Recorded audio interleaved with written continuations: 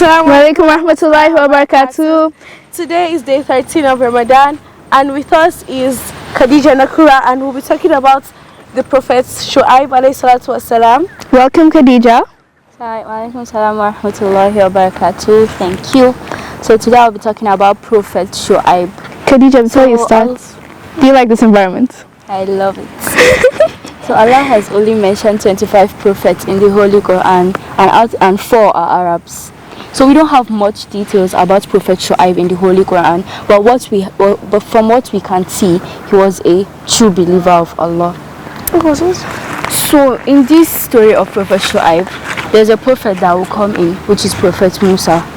So Prophet Musa, as we all know, is the son-in-law of Prophet Shu'ayb. So during that time, the 2 daughters of Prophet Shu'ayb went out to fetch water from a well.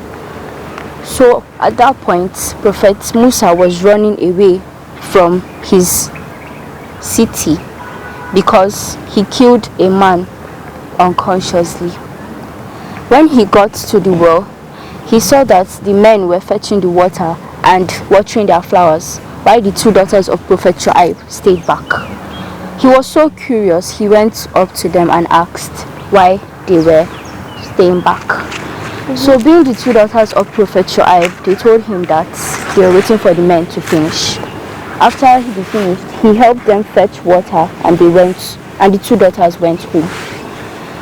One of the daughters of Prophet Shu'ayb told Prophet Shu'ayb that there was this gentleman that helped them fetch water, and Prophet Shu'ayb wanted to see that young man and reward him for this nice act.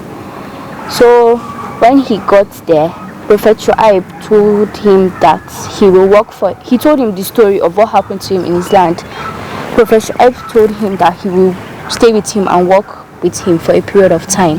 Then as for the reward, he will get married to one of his daughters. So we understand that Prophet Shu'ayb was sent to the people of Madyan. So what can you tell us about the people of Madyan and Prophet Shu'ayb? The people of Madyan were stubborn people. So it took Prophet Shu'ayb a long time to convince them before they could worship Allah. Before they believed that Allah was our Lord. So in Quran 7 verse 85 to 87, the Prophet Shu'ayb told his people that, "Oh my people, worship Allah. You have no deity other than Him. There are clear evidence from your Lord. So fulfill measurements and weights, and do not deprive people." So from what we can see, one of the moral lessons from this is that we shouldn't deprive people from their due, and we should not cheat them. So you're saying that we should be just dealing with people, especially like when it comes to money or their business, goods and things like that.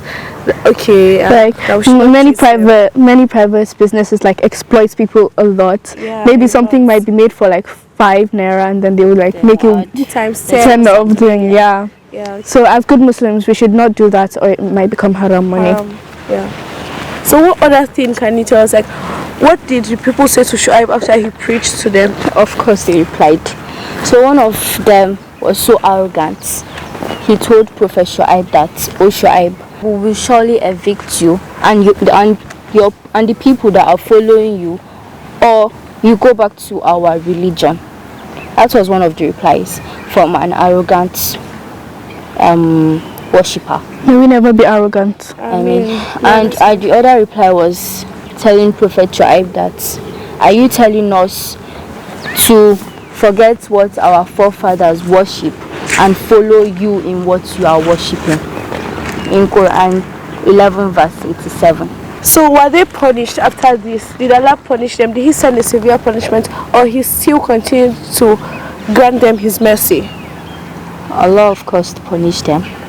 So it was said in 3 surahs about different punishments. The first punishment was said that there was an earthquake which seized all of them.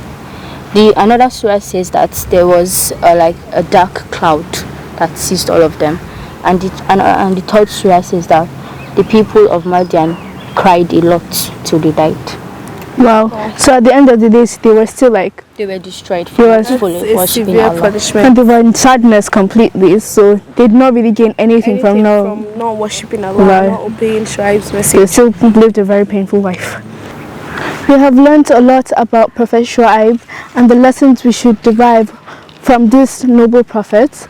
May Allah be as good as he is. May Allah make us be as good as he was. Ameen. So, thank you for watching today's program, and we'll see you on the next day, inshallah. Don't forget to follow us on Instagram, Twitter, Facebook and YouTube, and don't forget to smash that like button. Ma salam.